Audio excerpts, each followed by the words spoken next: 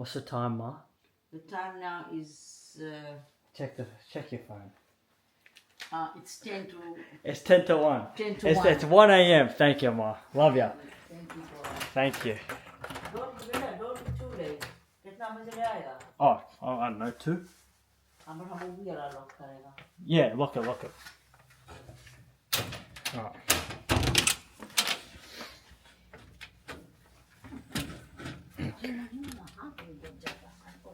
Oh, come on.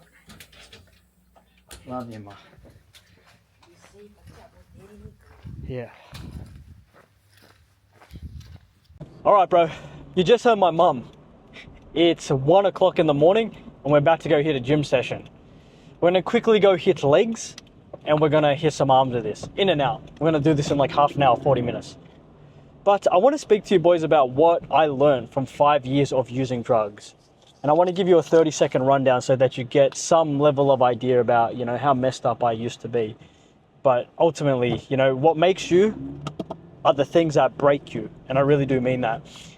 Obviously, a lot of you boys know, if you watched yesterday's video, I grew up in the ghetto and I lived there for 20 years. The nickname of my government housing estate was literally called the ghetto. We were so poor growing up. Both my brothers, were heavily involved in, that kind of hood, street life. And everyone I knew growing up was just addicted to drugs. Every single person, except my mum. I grew up in like this complex, right? Where there were units and like townhouses all of attached to each other. Like my townhouse, bro, like I swear you could hear the neighbor taking a piss. Or if they were coughing in their sleep, you would hear them cough. Like the walls were like paper thin. If you punched the wall, I promise you, you'd punch into the next door neighbor's house. Literally, like it was crazy. Like the place we grew up in, man, was like, it was built kind of like out of like cheap materials, cardboard. It was a housing estate complex. It was exactly what you'd imagine it to be. It definitely wasn't no luxury by no means. But growing up, I saw drugs all around me. When I was 10 years old, I would go to my friend's house, be playing some PlayStation with him or whatever, right? And I'd just see all this drug paraphernalia on the table. I'd see needles, I'd see bongs, I'd see drugs, I see it all. And when you're at that age, bro, like you kind of just get accustomed to, oh, this is normal, like, but you're kind of like weary of it at the same time. I always just be, I don't want to get high from the secondary smoke, or I don't want to get high from touching this or something like that. So I was always around it, but I was always very conscious. I said yesterday that I have 2 older brothers and they're older than me, let's say close to 10 years older than me. So when I was young and, they were in their kind of, those years of going heavily into that kind of hood life, hanging out with their friends, doing drugs, I saw what it done to the people closest to me. I saw what it done to my brothers, how it affected them. Because I said yesterday, when you use drugs for a certain amount of time, you end up in a couple of places in this world. You end up in a place and you got to spend some time there because you've done some wrong things or something like that, right? And then you end up in a place where you got to try to get yourself better because it's messed with you. And it's messed with you in a way that, it's hard to come back from at times if you don't get proper help. And I saw that not only in my family, I saw that all amongst the people that I grew up with. I saw it. It was just common. It was so normal.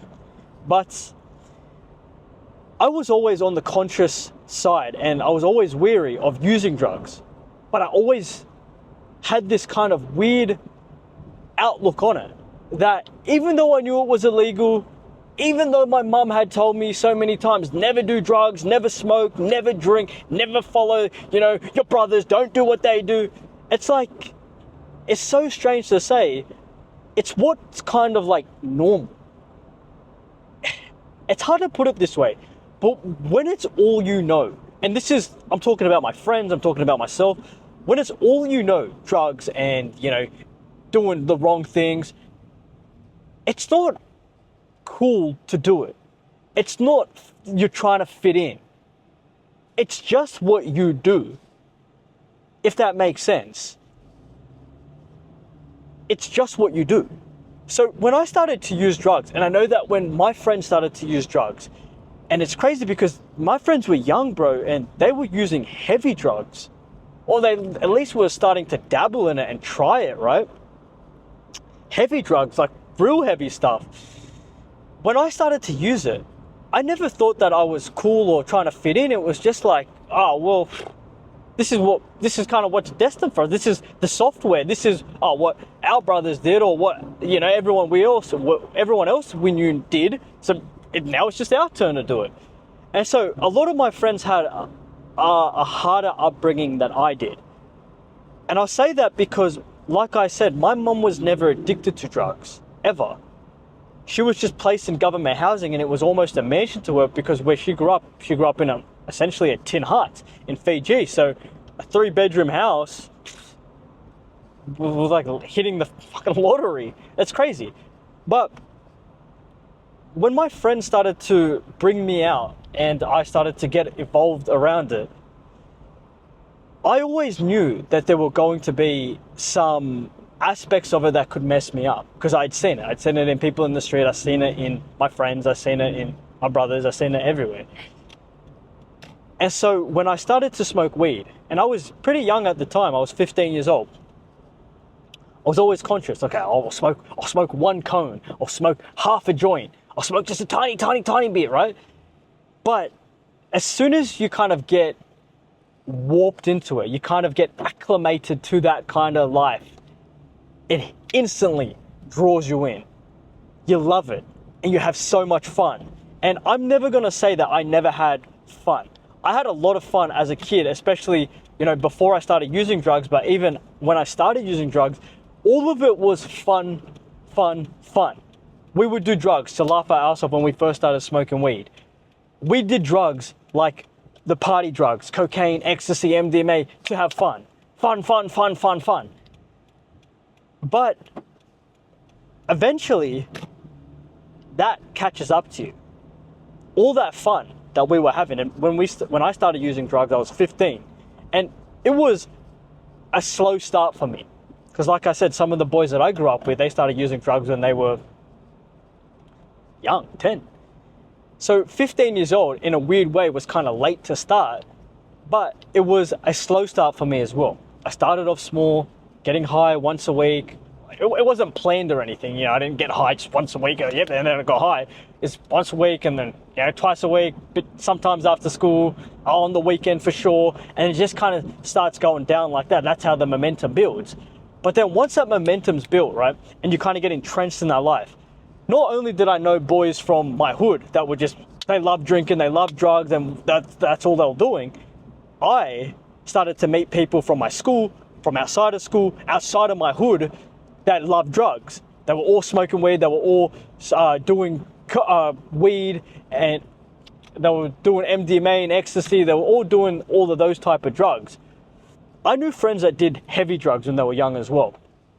Like some of the worst drugs there is, like crystal meth, heroin, some of the friends that I knew did, but I never got involved in that. Don't get me wrong, I have tried some heavy drugs, but thank fuck, I never got involved in that. I never did, thankfully. Who knows what would have happened then. But my friends and we were always involved in like the party drugs, because that's what we were. I mean, and that's what we did, is we just wanted to party and have fun. And whether we were young, when we were 15, 16, smoking weed and then getting, 1 pill that we'd share between us, and then that 1 pill turned into 1 pill of our own, and then, I need 2 pills, and it just gradually always gets more and more. All that fun, eventually, like I said, it catches up, and it caught up to me when I was 20. So I'll say that from 15 to about just 17, all I did was smoke weed, pretty much to get to a point where it was consistent through high school. And then I started to dabble in more and more recreational party drugs, weed, cocaine, MDMA, ecstasy. But I was more like someone that always used to take what you would call here in Australia, caps or ecstasy. Or, when I could afford it and it'd be like 10 of my friends, we would split a bag of cocaine. And like, cause it was so expensive and none of us had money, and so it was always those type of drugs. But for years and years and years, I never thought anything would happen to me. I would drink, I'd smoke weed, I would do all these drugs, and I would do this multiple times a week. Like weed, I was always smoking.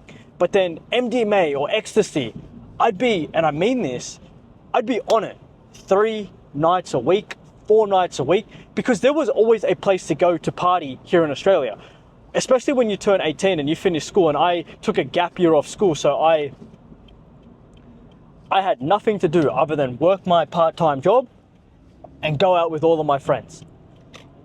And there was always a place to go. We would go to a place on Wednesday night, Thursday night, Friday night, Saturday night. There was always a place, and because we were broke kids, we would go to the place that would allow you in for free.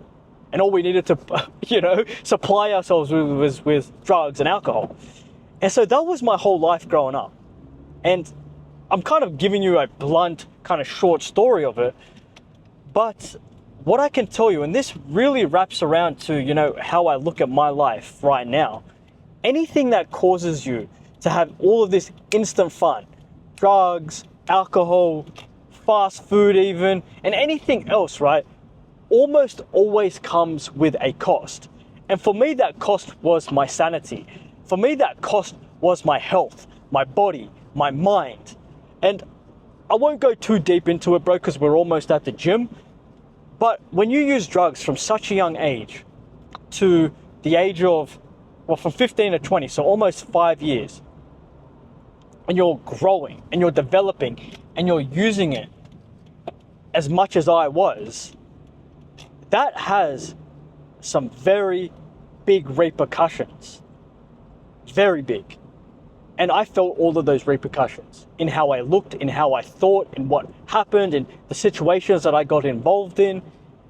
And I learned, and I really do mean this, and I'm sure that almost every single person that can understand what I'm speaking about, that there is nothing in that life of partying and using drugs and thinking that you're the king of the world when you're high on drugs and drinking every weekend. There is nothing in that. Yet, society, depending on where you grow up, it could be your culture and your upbringing that pushes you to go down that way.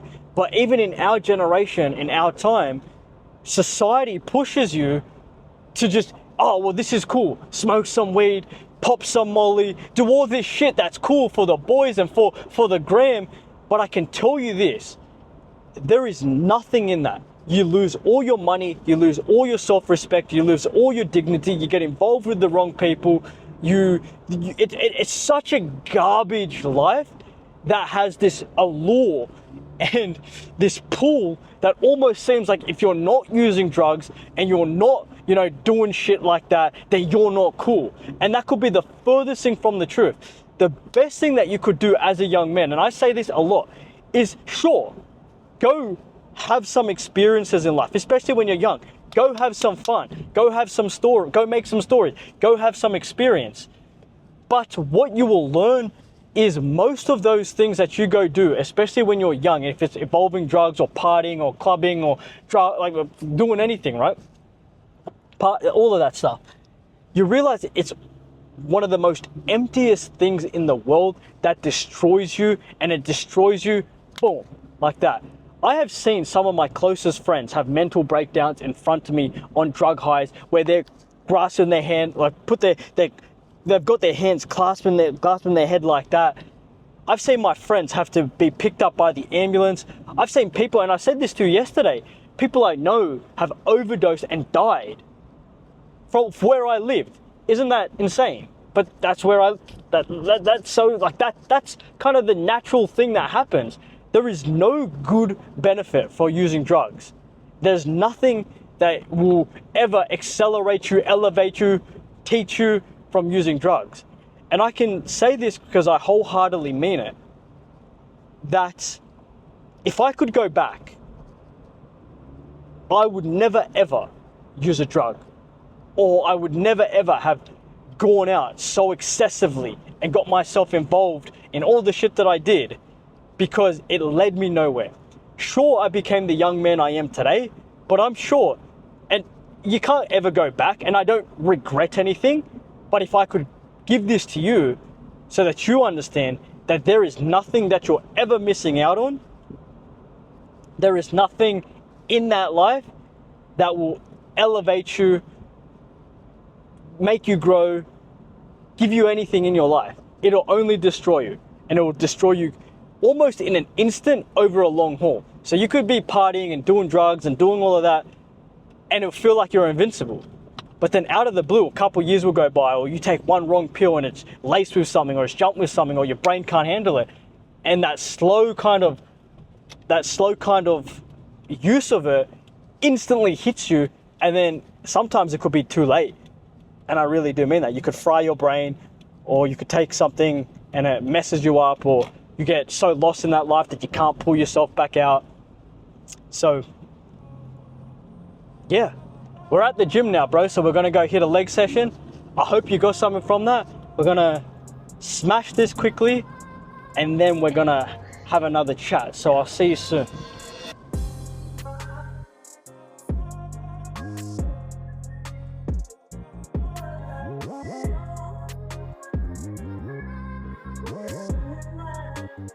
Alright, bro, I'm gonna show you something. Yeah. Take a look at that. 3 kilometers, 10 minutes, average pace of 3 minutes per kilometer. My average pace was 20 kilometers per hour. My max speed was just under 24. Have a look.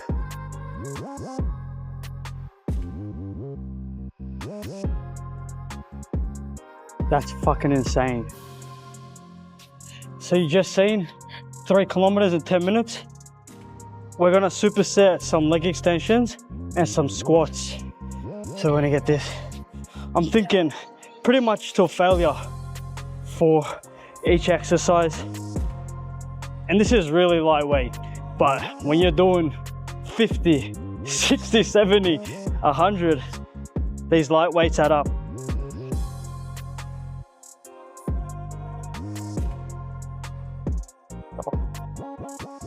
Oh, the fucking weight fell off.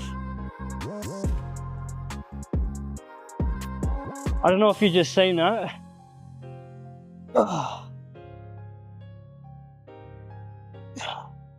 All that means is it has to start again. Or do 50.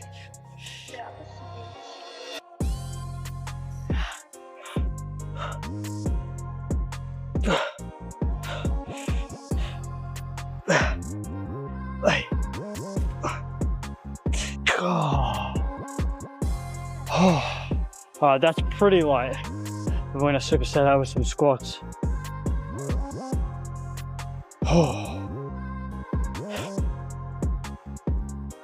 I don't know if any of you are thinking this, but this is actually how I train. Doesn't matter if it's 2 o'clock in the morning or if it's 2 p.m. I always train supersets, and I always train like fucking madman.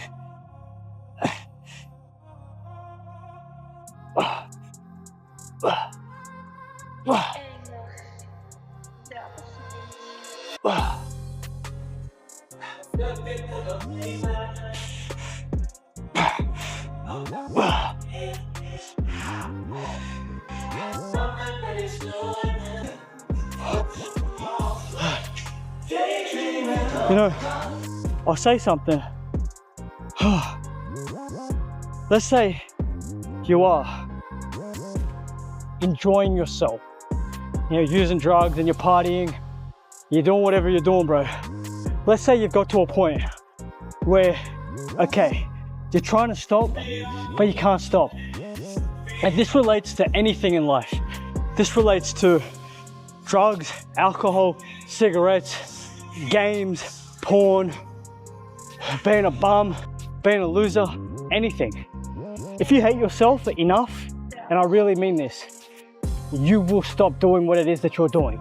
And unfortunately, and I really mean this, with every single bone in your body, you have to fucking hate the person that you see in the mirror, and that's the only way that you'll ever be able to spark change in your life. If you're at a place where you're trying to stop something, yet you can't stop it, you need to look at this person here, and you need to look at him, and you got to tell yourself the truth, that you're a young man who's got nothing, or that you're addicted to porn of video games, drugs, alcohol, that you don't have a pot to piss in, that you're fat, that you're overweight, that you don't have a good habit in your body. Like, there's nothing about you. And you need to get to that point, right, where you cannot stand the person looking back at you in the mirror. And then from that one occurrence that you look at yourself and you say, enough is enough. I ain't doing this shit no more. You will change. Yeah, sure, you might have a couple of ebbs and flows, but if you get to a point where the weight that you're carrying around, you struggle to get upstairs, or if you're using so many drugs that you can't function properly, or if you're jerking off 20 times a day and you can't seem to stop, you gotta hate yourself enough to where, okay, I am done. You look at your whole life, I am done, and then weather the storms that come with that. You might have to go to war, you're gonna have to face some real demons, but if you're truly about changing, you can change. You just got to get to a point where you can't stand yourself no more. And it's unfortunate, but that's how you do it. And that's how I did it. I started to get to a point where I was losing myself. I hated myself. I couldn't look at myself. I couldn't function. I was a bum. I was skinny. I looked like a rat. And then I looked at myself one day in the mirror and had all these other things going on. I wasn't about it. And I said, enough is enough. It was an almost instant change, even though the journey wasn't easy, but it was an instant decision. I ain't doing this shit no more. And then that decision there sparked the change for everything. Small wins create big wins. And the biggest small win you can ever have is that you fucking hate what you're doing. All right, bro. We're gonna superset. Bro, there's no weight on this, but we're gonna superset this with some dumbbell squats. Now watch.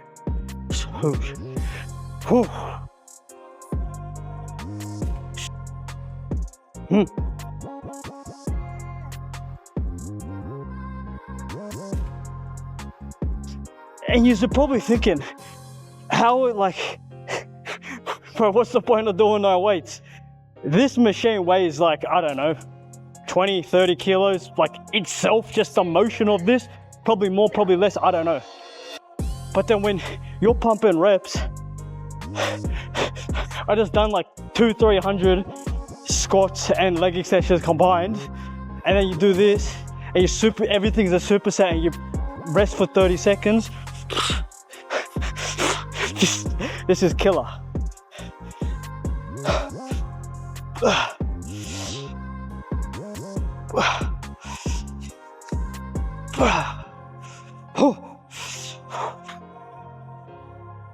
All right, I'm gonna superset this dumbbell squats.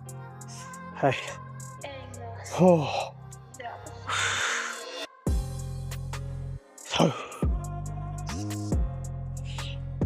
Oh.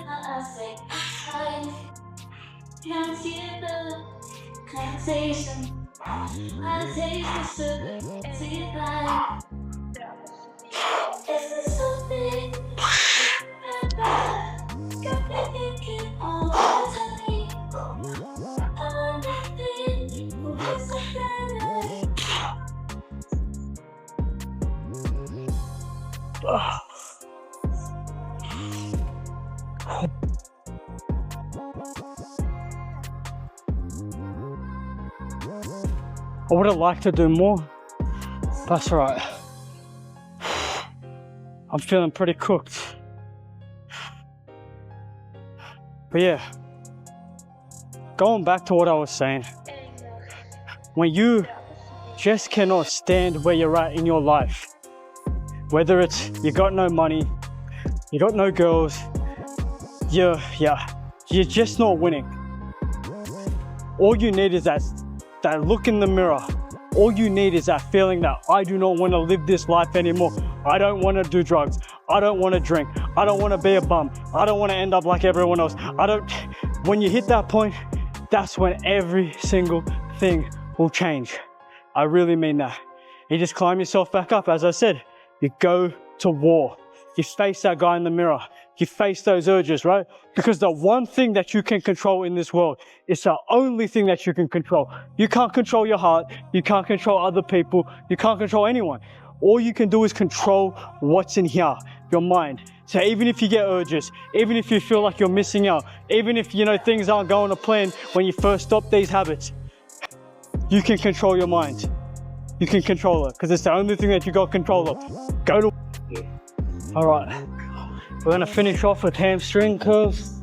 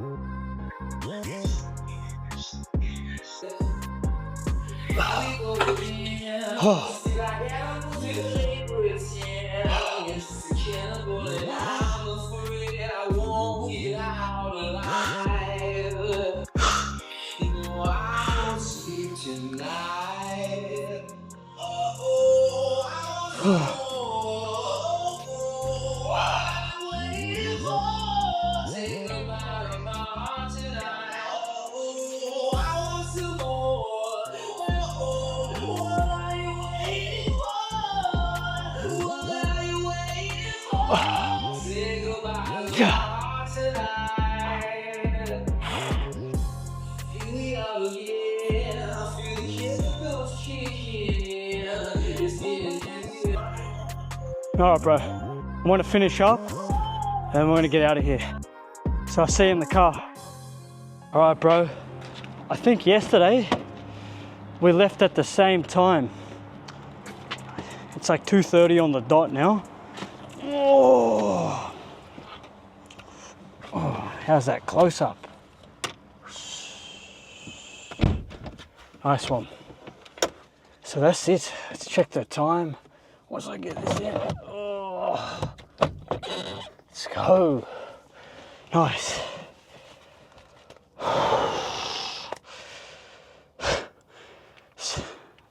So 2:30 in the morning. And that's it. I don't really have much more to say. I think that I said it perfectly. When you want to build yourself back up from being at a place of rock bottom, whether it's using drugs or, you just weren't handed the best cards or you've been through some stuff or you're not happy with where you're at, you just have to see it for what it is. You have to see yourself for who you are. You either have to see yourself as a deadbeat nobody, you have to see yourself as a fat, overweight person, a guy that's broke, a guy that uses drugs. You got to see yourself as that and decide that you want better. That's it. I really do think it comes down to that just decision that you want to be better. Because if you want something bad enough, you'll go after it. There have been points in your life, I'm sure, because I know that there's been points in my life, whether it was you were a kid, that you wanted something and you became almost obsessed. Say you were a kid and your parents said no to something, right? You wanted to hang out with a friend or you wanted a membership to something or you wanted to buy something and they said no, right? And you cried and you chucked tantrums and you did whatever you had to do. Maybe you got a part-time job. Maybe you asked your friends for some help. You did anything to get what it is that you want. So there have literally been things in your life that you've gone to war for. Now it's just time to go to war for yourself. Decide that you want to fucking change. You got to see it for what it is and just go after it. And there's so many things in your past, bro, that you've done with the same thing. You decided you wanted something and you went after it. Well, you just got to decide to be better and go after it. That's it. All right, bro. Good morning. Good night. I don't know where you're at, but I love you. Much love, bro. Let's go. Goodbye.